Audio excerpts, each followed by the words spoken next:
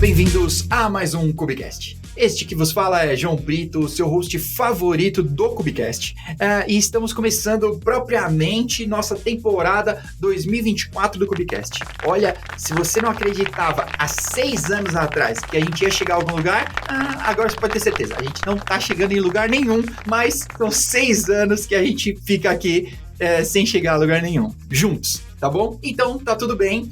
Esse era mais ou menos o objetivo. Então, a gente tá acertando, tá? Eu espero que você continue nos acompanhando, continue gostando aqui. E hoje, por coincidência do destino, eu estou com a minha camiseta do Cell Playground, tá?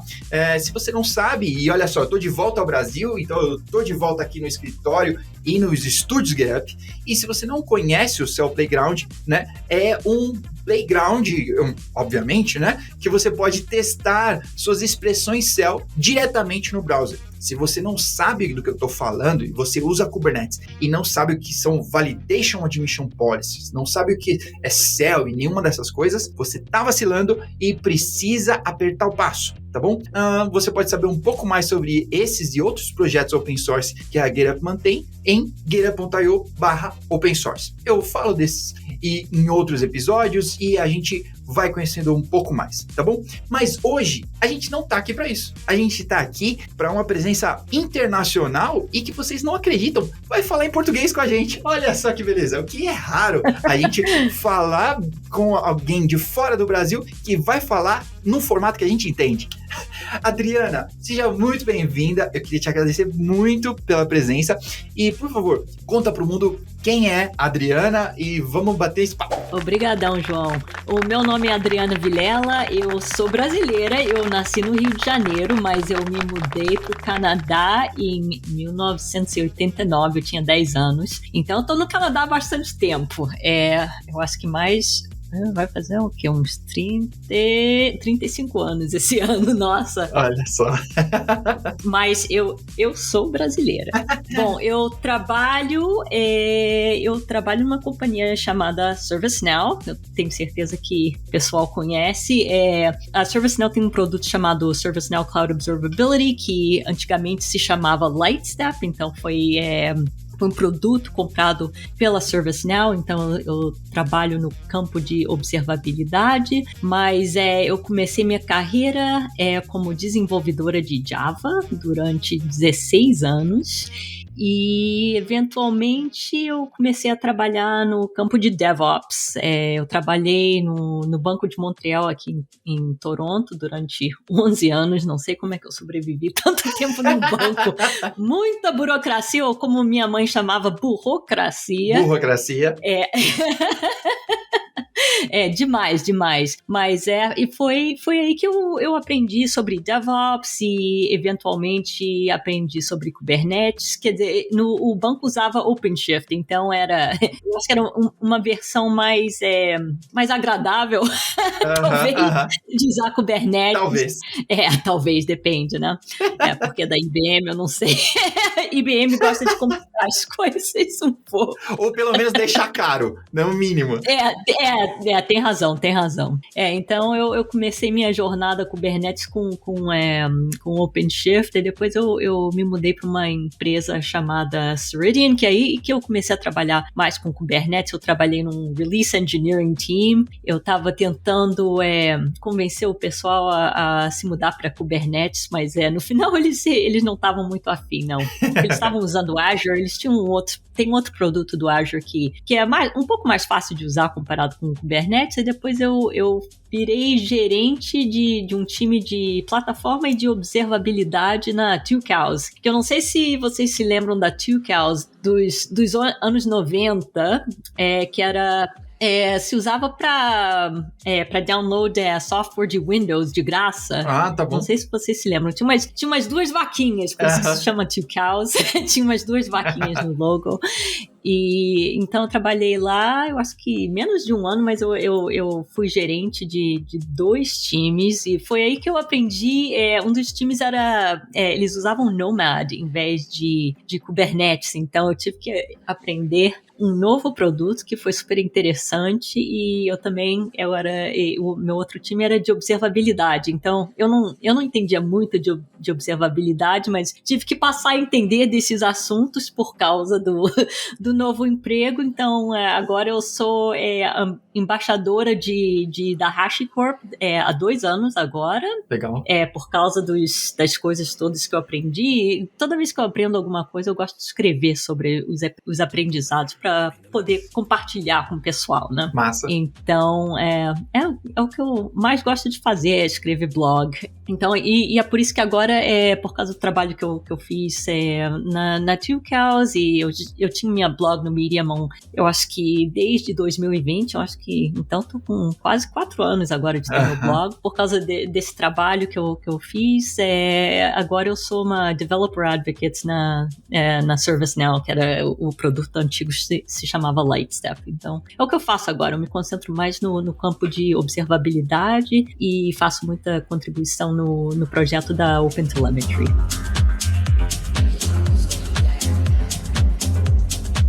Olha, esses são os 2 assuntos principais que eu quero te perguntar aqui, que é sobre o Nomad, né, e sobre observabilidade. Eu quero começar falando mal do Nomad. Brincadeira. Não, é só porque alguns amigos que escutam aqui o KubeCast e usam o Nomad, e que eu acho muito legal, eu conheço pouco, preciso conhecer um pouco mais, mas eu queria começar com o seu conteúdo, a sua palestra, e você falou bastante sobre isso, sobre rodando Kubernetes dentro do Nomad. Tá bom? Sim, então, sim. Como eu rodo, se o pessoal da Ferrari souber que tá rodando com motor BMW, eles vão ficar chateados. Como isso acontece? Talvez tenha ofendido algumas pessoas. Talvez. Você só pegou 2 comunidades e falou, vou ofender as 2. Exatamente. Eu quis fazer a coisa contrária que o Kelsey Hightower fez, que ele rodou o Nomad no Kubernetes. Então eu pensei, bom, por que não tentar rodar o Kubernetes no Nomad? Que da hora. Olha, eu quero aproveitar, inclusive, né, que você falou do Kelsey, que você também tem um podcast. Então, para quem tá escutando aqui, podcast não é concorrência, você pode escutar todos. Então, você pode escutar o podcast da Adriana, que é Geeking Out, certo? Certo. E que ela falou recentemente, no final do ano, com o Kelsey, né? Mas ela falou com mais uma pancada de gente, olha, só gente fina, só gente de alto gabarito, assim, que inclusive, eu vou aproveitar para abrir outro parênteses dentro desse, que quem fez a ponte para a Adriana aparecer aqui, para a gente se conhecer, foi o Luiz Aoki, que a gente já conversou em outros momentos sobre o Nomad, e eu já falei mal do Nomad para ele, etc., que é basicamente o que eu faço, né? Criar intriga. Tá bom? Mais um abraço, Luiz. E a gente marca outro papo para a gente poder falar mal do Kubernetes. Aí a gente fica kits. Mas voltando aqui, Adriana, explica um pouco desse papo sobre rodar o Kubernetes dentro do Nomad. Como seria isso, ou por quê? Não sei. Bom, por quê? Porque eu queria. me deu vontade, eu queria fazer uma coisa interessante, uma coisa diferente, mas eu queria um projeto interessante que não fosse ocupar muito tempo, mas é claro que ocupou bastante tempo, porque, sabe, toda vez que a gente pensa que vai ser bem rapidinho, não tem problema, mas é claro que não é nunca assim.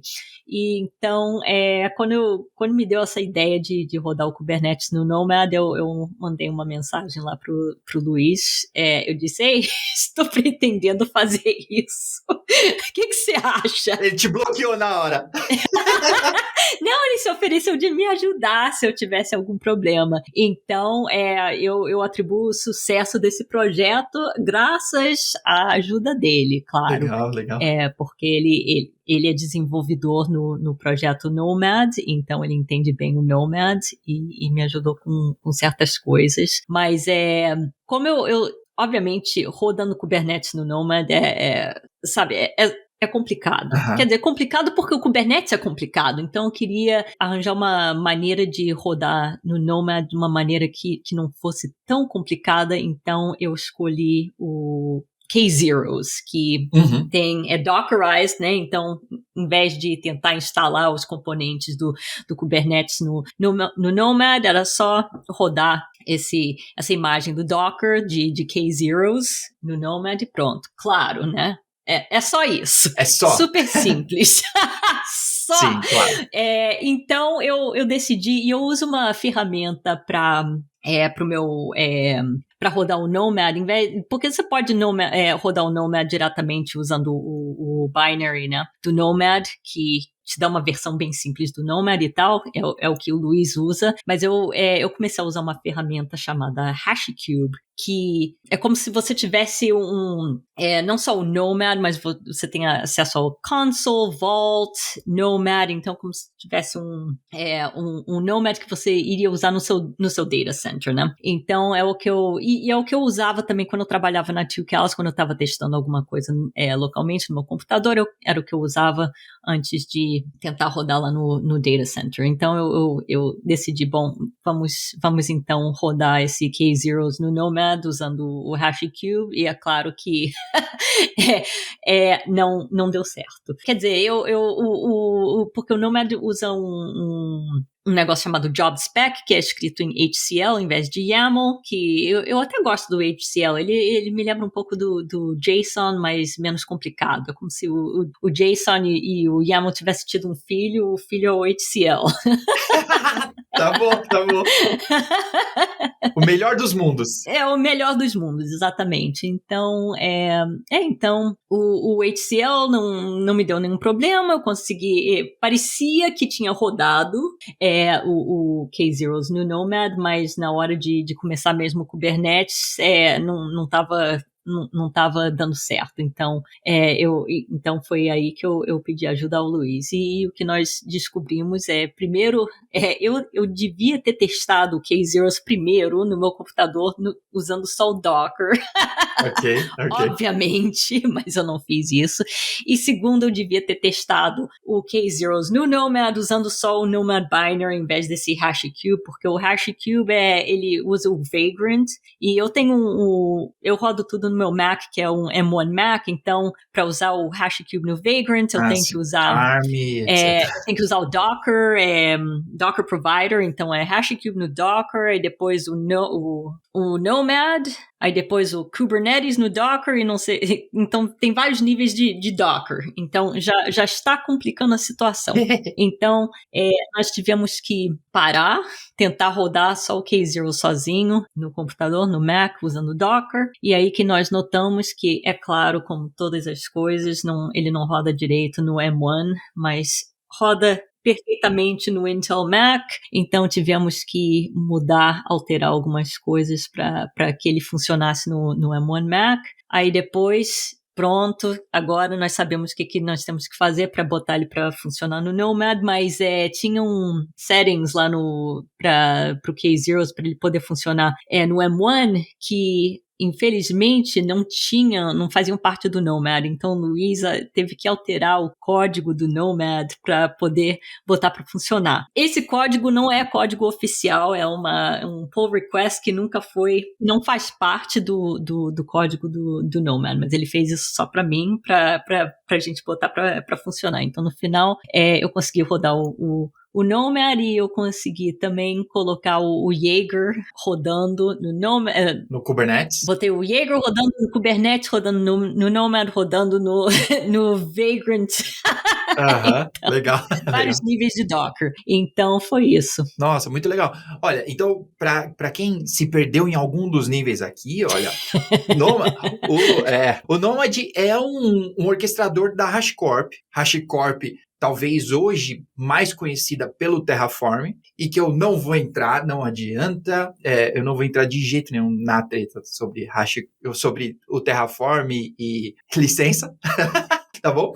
Bom, mas a HashiCorp é conhecida por isso, mas ela tem o Nomad, assim como ela tem o Vault também, eu acho que são mais conhecidos um pouco do que o Nomad, e o K0S, assim como a gente tem algumas versões do Kubernetes, a gente tem o K3S, que eu não me lembro de quem é agora, mas a gente também tem o K0S, que talvez é a versão mais simples. Né, do Kubernetes, com menos adereços ali possível, para ele rodar do jeito mais leve que puder. Né? E essa versão que você escolheu para poder rodar dentro do Nomad. Né? Foi exatamente isso. Muito legal, muito legal. Que da hora. Olha, eu gostei da experiência, vou ler um pouco mais sobre ela e vou compartilhar com a galera aqui. Muito legal, muito legal. Bom, mas aí, agora fora as experiências, né, eu queria passar um pouco sobre OpenTelemetry e observabilidade, que você não é embaixadora da Open... Não, você é embaixadora da OpenTelemetry? Não. Da CNCF. CNCF, né? CNCF, mas você faz parte do Working Group da OpenTelemetry, né? E sim, exatamente, Quem faz isso tudo funcionar, né? Então... Muito legal. Eu tenho uma primeira pergunta, assim, talvez não uma pergunta, mas eu acho que as pessoas, pelo menos as pessoas que eu tenho contato, ainda parece que tem uma resistência ou talvez um entendimento errado de que OpenTelemetry não é... Você escolhe, né? Ou eu vou de OpenTelemetry ou eu vou de uma solução paga, como New Relic, Datadog e qualquer um desses. Enquanto não é isso, na verdade. Exatamente. Né? As coisas são diferentes. É igual a gente tinha essa discussão há, talvez, alguns anos atrás, vou usar Docker ou Kubernetes. Não é ou, é e. Exatamente. Né? E eu acho que o OpenTelemetry é a mesma coisa. Mas gostaria que você pudesse explicar ou tentar clarear um pouco esse assunto para a gente, para quem está ouvindo e que deseja adotar ou quer ter algumas ideias, assim. Claro.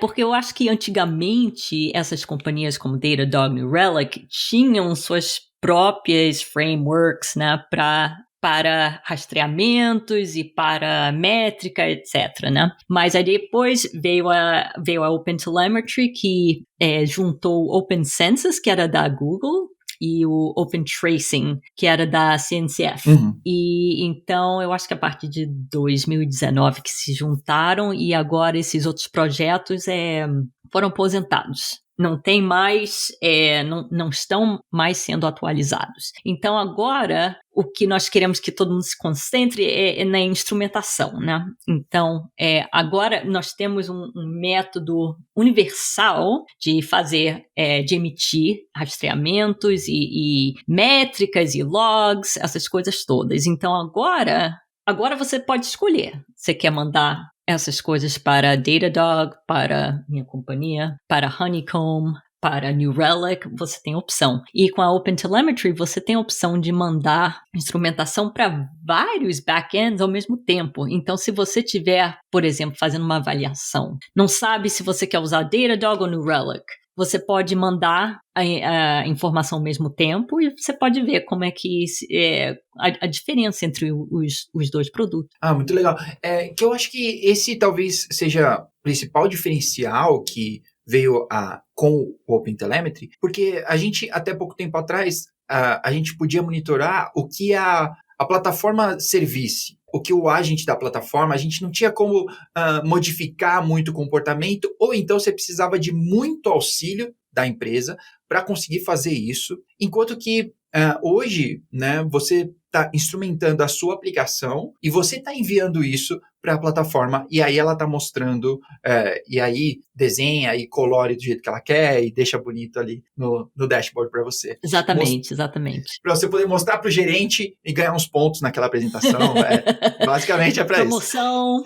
Isso, exatamente. Olha aí, tá de uma promoção? OpenTelemetry. Mas eu acho que ainda tem uma barreira de entrada, e isso também acho que é um entendimento incorreto, que é que as pessoas acreditam que vai precisar incomodar o desenvolvedor e modificar muitas coisas na aplicação para que a aplicação possa utilizar isso, né? Porque saiu um pouco da mão do sysadmin, a monitoração, né, para a observabilidade. Isso expande um pouco e tem que trazer o desenvolvedor para mais perto, mas que a realidade das empresas, ou da grande maioria, é que os desenvolvedores estão ali nas tasks de entregar feature e resolver isso. E que a observabilidade está sendo um pouco postergado por causa disso. Mas que não é a realidade isso, né? Não precisa de tanto desenvolvimento, ou são pequenos módulos ou alguns ajustes que precisam ser feitos.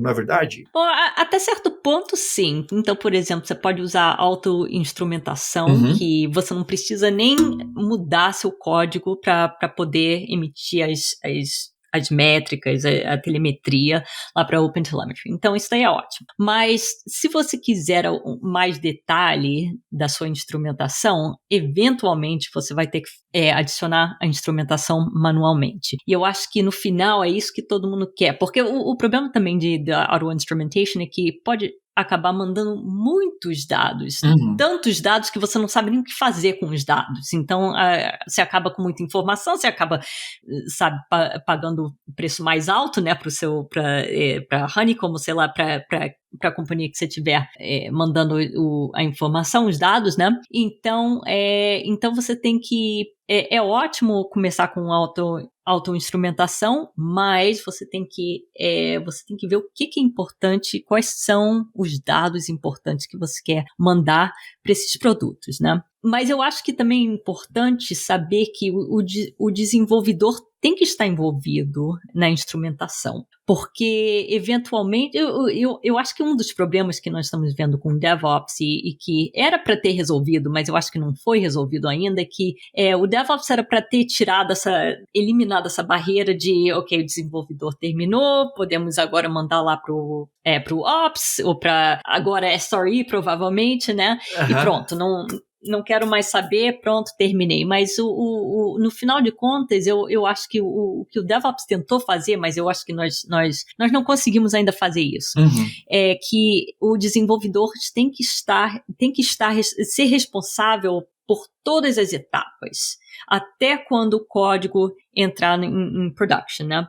Porque o código é do desenvolvedor. Eu escrevi esse código, então eu sei como ele funciona. E eu acho que em termos de instrumentação também, eu escrevi o código, eu sei as coisas que são importantes, os dados que eu deveria mandar lá para os meus sistemas, para eu saber, para poder resolver, se tiver algum problema, eu sei onde procurar. Então, eu acho que é isso que é importante, que eu acho que várias empresas ainda não estão fazendo isso, porque, no final de contas, quando você começa a usar OpenTelemetry, você está introduzindo novos códigos no seu código que já existe. Então, até certo ponto, você está introduzindo um novo technical debt, né, no final de contas. Então, e eu acho que isso mete medo em várias pessoas, né, nos desenvolvedores, nos gerentes, nos diretores, porque agora tem esse trabalho extra, mas no final de contas, se você pensar bem, bom, eu tô tendo um problema em production, não sei por que tá sempre dando problema, por que a casa está pegando fogo, né? E então é um daqueles casos que você tem que parar um momentinho para adicionar instrumentação no seu código.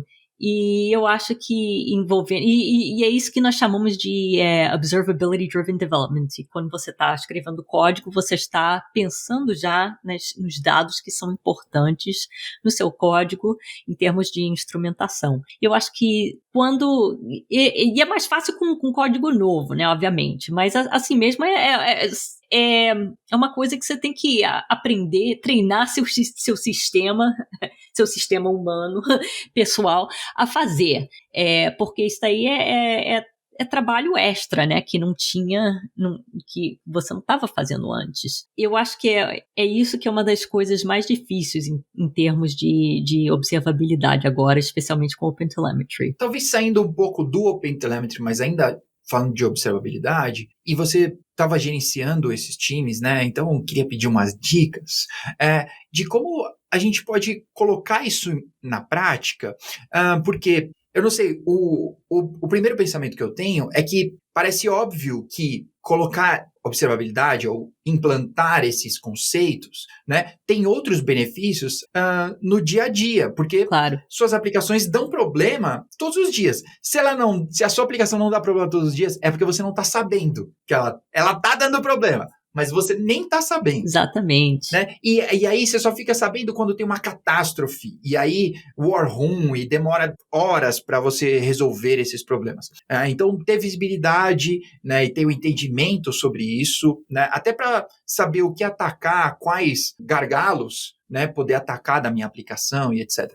Mas eu concordo com você, eu acho que a gente não conseguiu mudar essa mentalidade, né, e colocar as pessoas juntas para um mesmo objetivo, né? Mudar a mentalidade do desenvolvedor, de que ele precisa participar disso, e não é que o desenvolvedor precisa participar de operações, mas sim que todos precisam participar do ciclo de vida da aplicação, que inclui ela estar em produção. Ela não termina quando ele fez deploy, tá bom. Exatamente. Então, eu tenho a minha pergunta no final das contas é se você tem uma dica de como a gente pode conscientizar, talvez, né, os times a praticarem ou participarem mais disso. Assim. Bom, eu acho que ajuda bastante quando você tem o apoio dos diretores, dos executivos, né? O CTO, vice-presidente, porque quando não tem esse apoio desse pessoal da empresa lá no alto, você não tem nenhum incentivo de querer mudar. Então, por exemplo,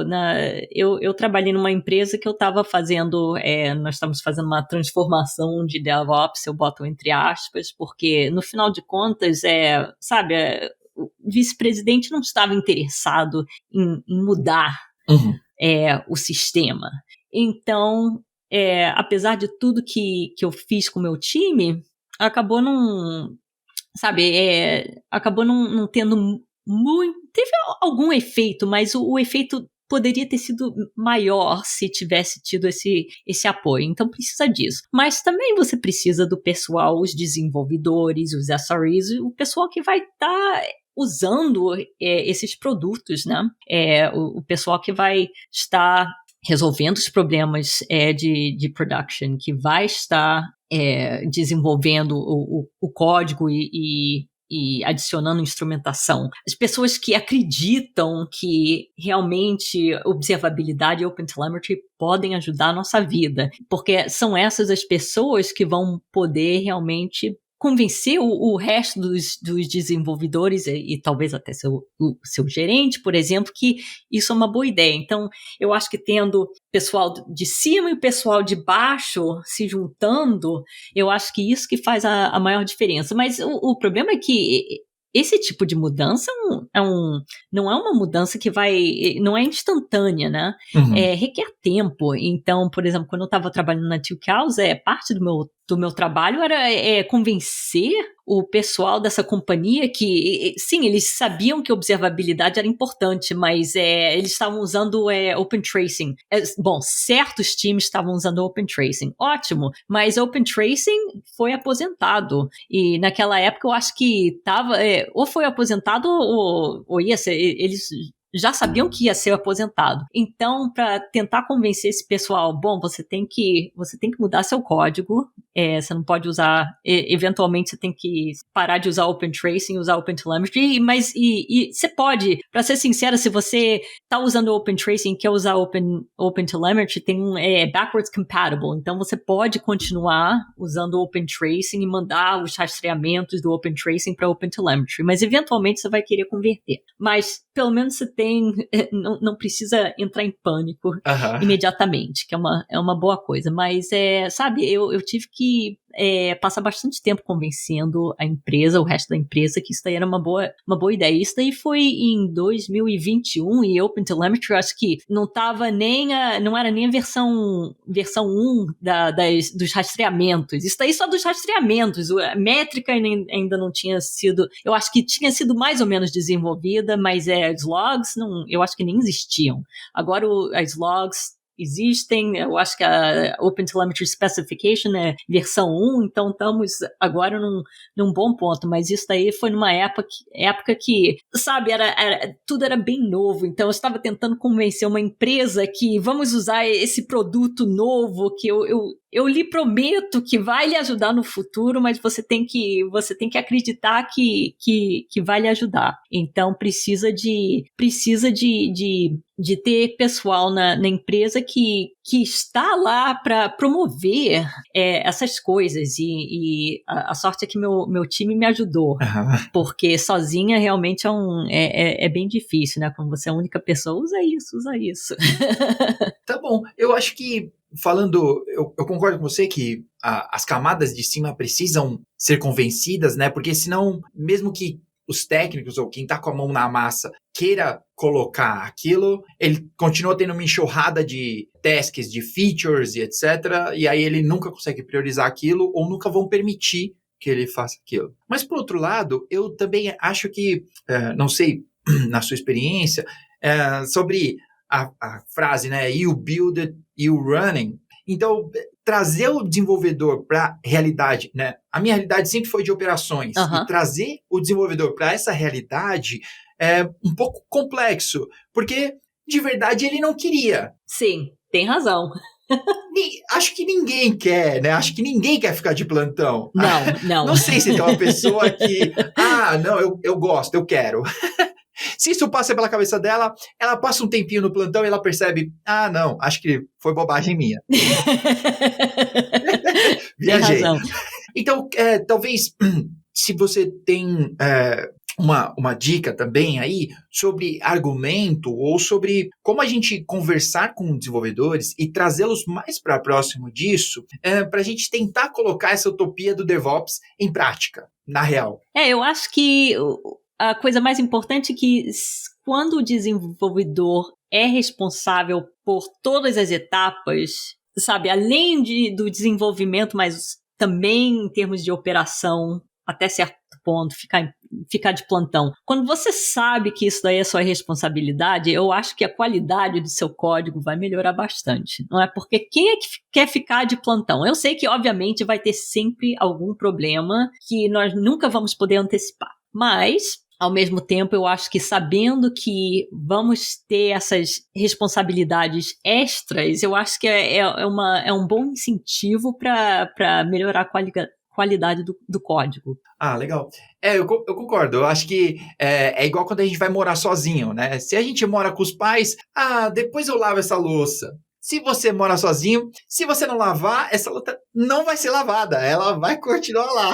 Exatamente. Não vai ter jeito. É isso aí. Porque se outra pessoa é responsável por, quando dá problema, encontrar o problema e todo esse caos, né? Que inclusive eu li uma pesquisa no ano passado, se eu não me engano agora, da ThoughtWorks, que 75% do tempo gasto para resolver um problema, 75% é gasto para encontrar o problema. Não para resolver. A gente tá muito bom, né? 25% do tempo a gente tá muito bom em resolver problemas, mas a gente tá indo muito mal em encontrar o problema. Tem razão. Né? Então, se a gente pode atacar alguma coisa, encontrar o problema, né? Tem 75% aí da história do 80-20, vamos atacar, encontrar o problema, né? E OpenTelemetry vem exatamente para isso, né? Independente de qual plataforma você está utilizando. Exatamente, Muito da hora, muito da hora. E aí você tem uma dica, né? Você que veio do desenvolvimento e até você falou sobre Java, aqui nesse podcast a gente costuma falar mal de Java e contar piadinhas de como Java é. Não tem problema, eu também não gosto de Java, eu não gosto. Mais um! Aí, ó, toma seus javeiros. Não, eu aprendi Python uns anos atrás, e depois que eu aprendi Python, eu pensei, por que eu gastei tanto tempo fazendo Java? Muito bom, muito bom. Mas o OpenTelemetry, ele tem especificações para diversas linguagens. Sim. Incluindo Java, mas, como você disse, né, a autoinstrumentação, ela tenta ser genérica, né, e levar um monte de coisa que você, de repente, não precisa ou que não é o que você está procurando. Quão difícil é e aí não sei nem como medir essa pergunta, né? Mas quão difícil ou quão trabalhoso ir para o contrário de autoinstrumentação, né? Ir para a instrumentação personalizada ali, que você vai ter que colocar os módulos e modificar o código. Quão sênior tem que ser, ou quanto você precisa se dedicar a isso, sabe? Nem sei se essa é uma boa pergunta, mas... Eu acho que infelizmente, para começar a colocar instrumentação manualmente, requer um pouco de tempo. Felizmente, tem certas linguagens como Java, Python, deixa eu ver, tem Java, Python, .NET, PHP, JavaScript e Go, eu acho que tem auto-instrumentação. Uhum. Então, isso ajuda um pouco, né? Mas, em termos de fazer sem auto-instrumentação, requer um pouco de tempo para aprender como as coisas funcionam no OpenTelemetry. E então, por causa disso, eu acho que quando você entende, depois de um tempo, eu acho que demora, dependendo da linguagem, pode demorar uma semana ou duas para se entender lá, mas a partir de que você começa a se entender lá com o OpenTelemetry, eu acho que não é tão ruim assim, mas com certeza não é o processo mais simples. Eu acho que, como eu disse, as linguagens que têm auto-instrumentação facilitam um pouco, porque você não tem que preparar tantas coisas. E uma outra coisa que também ajuda muito é o OpenTelemetry Collector, que você pode mandar os dados de OpenTelemetry para o OpenTelemetry Collector e ele pode fazer algumas mudanças aos dados. Não precisa necessariamente mudar nada, mas se quiser mudar ou fazer sampling ou sei lá o que, ele pode fazer essas coisas antes de mandar os dados para a sua plataforma. Então, isso ajuda também, porque o OpenTelemetry Collector você não precisa ele recebe não só os dados da instrumentação dos nossos códigos, mas também da infraestrutura. Então, você pode colher essas informações de vários lugares diferentes, que eu acho que ajuda. Mas eu acho que no final das contas precisa de um tempinho para se entender. Infelizmente, a documentação não é ideal e é uma das coisas que eu tento, fazendo parte do OpenTelemetry, da comunidade do OpenTelemetry, quando eu noto que tem uma documentação que precisa de um pouco mais de informação, eu tento fazer mudanças na documentação. Por exemplo, uma das coisas que eu estava fazendo ano passado, eu vou lançar esse ano, em abril, um curso de vídeo de observabilidade através da O'Reilly. Da hora. Então, quando eu estava preparando meus slides, meus vídeos para esse curso, eu notei que estavam faltando certas informações na documentação da OpenTelemetry. Então, aproveitei, se eu notei isso, se eu estava confusa e eu tive que fazer perguntas ao pessoal no Slack para entender melhor, né, para eu poder explicar no meu vídeo, pensei, tá ótimo que eu estou explicando no vídeo, mas eu acho que seria bom também explicar para o pessoal que está lendo esses documentos, né? Então, eu aproveitei para fazer um pull request para mudar a documentação para ajudar o pessoal a entender melhor. Então, uma das coisas que eu acho que vai ajudar bastante também é que se você está começando a usar OpenTelemetry e você aprendeu a fazer uma coisa, mas você notou que a documentação não está atualizada, eu acho que uma boa oportunidade, especialmente para as pessoas que são novas, que não estão envolvidas com o projeto há tanto tempo, porque elas veem o problema de uma maneira diferente, né? Porque o problema é novo para eles, né? Então, eu acho que é uma ótima oportunidade para atualizar os documentos da OpenTelemetry para, assim, isso aí ajuda todo mundo, né? Legal, muito legal. E que, inclusive, por experiência própria, e eu acho que é senso comum isso, que quando você vai ensinar, então, escrever a documentação é o mesmo que ensinar, né? Você aprende muito mais porque você tem que pesquisar um pouco mais, você tem que pegar os detalhes antes de poder escrever tudo aquilo. Então, às vezes, você ia resolver um probleminha, mas aí porque você foi escrever, aí você vai caçar muito mais coisa. Exatamente. E vai aprender outros detalhes e ir mais longe, né? Exatamente, muito legal, muito legal. Que da hora. Eu tenho uma última pergunta, que é sobre os pilares da observabilidade de métricas, logs e tracing, na minha opinião, o tracing é o mais difícil, mais complexo, assim, mas é o que traz mais resultados, principalmente para operações, na hora H. Na hora do problema, o tracing ele ajuda muito a resolver esses problemas. Qual que é a sua opinião sobre implementação disso? Você falou um pouco sobre o sampling, sobre o collector, porque simplesmente não dá para a gente mandar tudo o que está passando ali pela infraestrutura, né? Então, como a gente pode talvez ter uma dica de como fazer isso na prática, e se sampling é o único caminho, não sei. Eu sei, sampling com certeza ajuda bastante, porque assim você não está mandando todas as informações lá para as plataformas de observabilidade, mas o problema é que você corre o risco de talvez o trace que tem o problema acaba não sendo mandado lá para sua ferramenta de observabilidade, que isso daí é um problema. Então, acho que é por isso que você não pode nunca achar que, em termos de instrumentação, você nunca vai estar... A gente nunca termina, né?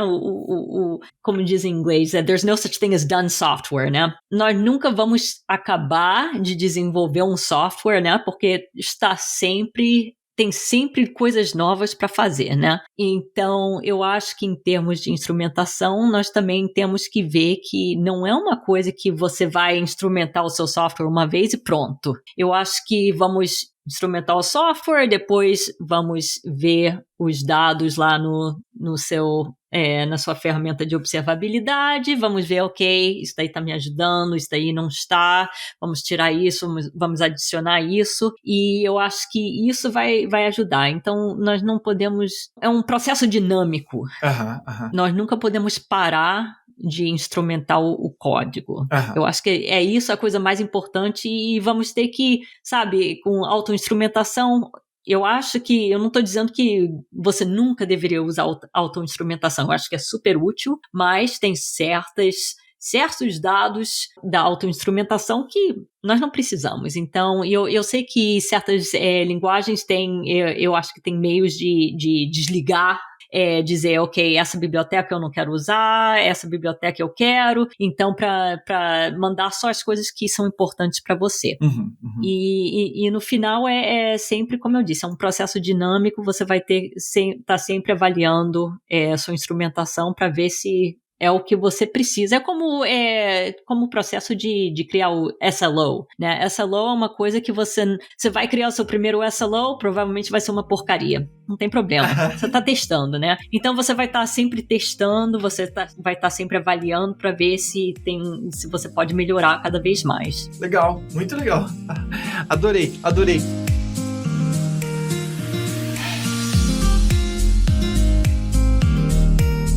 Muito obrigado, Adriana, pelo papo, pelo tempo. Eu vou deixar aqui embaixo, em algum lugar, nas descrições aí, para quem tá ouvindo ou para quem tá vendo a gente. Assiste a gente no YouTube, a gente tá arrumado hoje. Eu até cortei o cabelo para parecer bem bonito. Mas eu vou deixar aqui, né, os links das redes sociais da Adriana, link pro Geeking Out Pod, também pro Lightstep, do ServiceNow, né? Então, para vocês conhecerem e para vocês clicarem aí e saberem um pouco mais, tá bom? Mas para a gente acabar, Adriana, não sei se você queria deixar uma última mensagem, uma última dica para a galera. Esse é o momento. Ótimo. Bom, eu vou dizer que eu acho que observabilidade vai ser uma coisa que vai ficar conosco pelo resto da vida. Eu acho que é uma coisa super importante, e é a responsabilidade de todo mundo. Eu acho que para 2024, observabilidade vai ser a responsabilidade dos desenvolvedores, do pessoal que está testando seu código, dos operadores do SRE, até do pessoal que está planejando os projetos, porque nós temos que entender como o nosso código está funcionando para poder resolver os problemas que nós temos com os códigos em production. Que legal. Muito bom. Por falar em observabilidade, logo mais a gente vai ter a KubeCon novamente, e KubeCon Europa, tá chegando, ou KubeCon Paris, KubeCon do Croissant. Se preparem, tá chegando. E a gente vai ter o Observability Day, né? Então, como na última KubeCon, a gente teve vários collocated events. Então, a Adriana vai estar lá no Observability Day, certo? Falando um pouco. Então, se você quiser conhecê-la, se você tiver a oportunidade de estar na KubeCon, passa lá. Tenho certeza que ela vai gostar de falar um pouquinho com você e que você vai poder aprender um pouco mais com o que ela vai compartilhar, tá bom? Sim, com certeza. Muito bom, muito bom. Bom, muito obrigado para você que nos assistiu, nos ouviu até agora. Fica ligado nos próximos episódios e em tudo mais que a gente está fazendo. A gente se vê na próxima. Até mais e tchau!